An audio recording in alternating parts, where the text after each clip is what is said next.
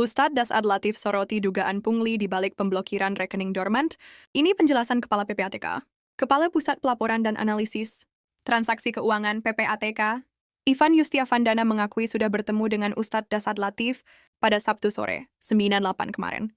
Untuk diketahui, pertemuan itu dilakukan tak lama setelah Ustadz Dasad Latif menyampaikan dugaan terkait adanya dugaan pungutan liar atau pungli di balik pemblokiran rekening massa. Saya sudah ketemu langsung dengan Ustadz Dasad Latif. Kemarin sore menjelaskan semua, kata Ivan kepada jawapos.com, Minggu 10/8.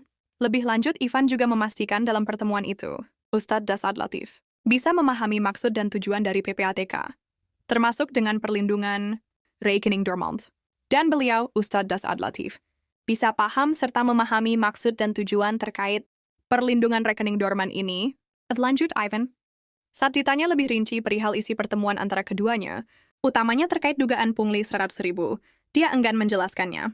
Namun, Ivan menegaskan bahwa PPATK sendiri sudah meminta setiap bank di tanah air untuk tidak memberi syarat setoran dari proses aktivasi rekening dormant.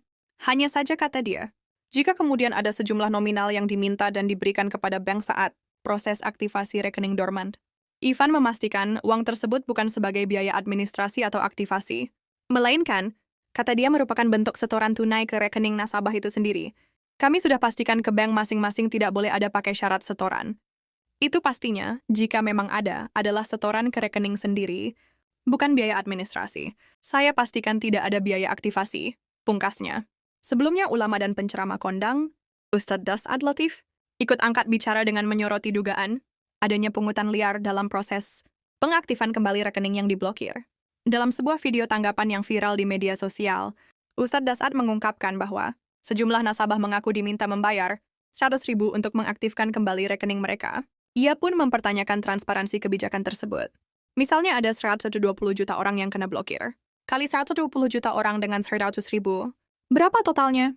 Ujarnya, menegaskan potensi nilai uang yang sangat besar jika pungutan ini benar terjadi.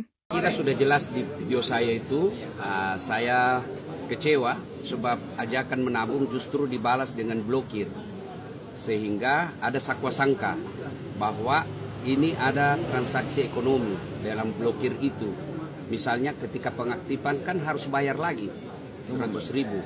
Nah itu kalau misalnya diblokir 120 juta orang, kali itu 100.000 berapa? Padahal Bapak Presiden sudah bilang komplain hari ini buka. Saya disuruh menunggu 7 hari. Kapan mengetahui dananya diblokir? Hilang di saya, aplikasi saya. Mobile banking.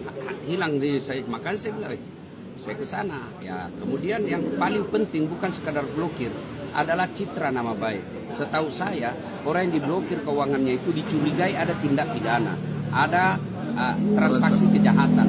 Nah, masa kau anggap saya ini ada transaksi kejahatan? Andai saja duit saya di situ tiba-tiba ada misalnya 1 triliun, nah itu pasti ada mencurigakan ini uangnya kok tiba-tiba ada uangnya 1 triliun, 300 juta lebih. Jadi tidak masuk akal. Himbauannya Ustaz, saya minta supaya pengambil kebijakan buatlah kebijakan yang betul-betul bijak, bukan meresahkan masyarakat. Terima kasih.